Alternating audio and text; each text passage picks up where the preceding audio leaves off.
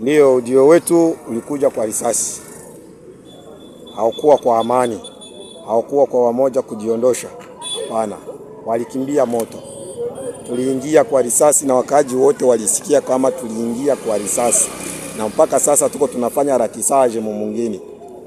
Mheshimiwa, ni takriban ya mwezi sasa waasi walikuwa mjini Uvira. Je, unadhani ya kwamba kutoka kwao ni utashi wao ama ninyi wazalendo? Na kama ninyi mtuambie namna jinsi tuliishi na wazalendo hapo nyuma na jinsi tutegemea kuishi itakuwaje? Kutoka kwao sio kwa utashi wao, maana turu ya kwanza waliandika kibarua eti wanatoka wa kutoka. Hii tulipowateketeza pale ndio wakaamua kutoka. Wakaamua wenye walibakia walikimbia, hawakutoka.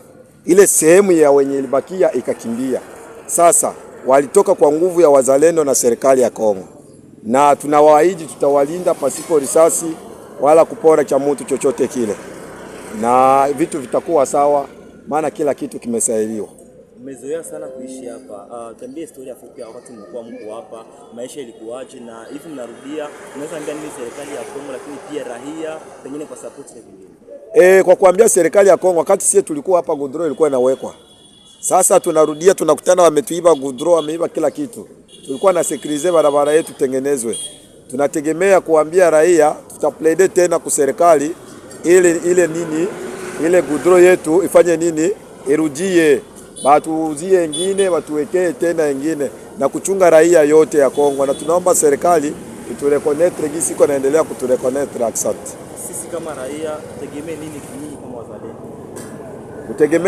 Kutegemea amani na usalama. Ndio. Mji wa Bukavu, Goma tutegemee kufunguliwa katika muda si mchache tu, tushaingia, tutaenda tunafungua province jimbo village par village pagi tutaingia Bukavu. Asante. Alikuwa General Foudre Rouge.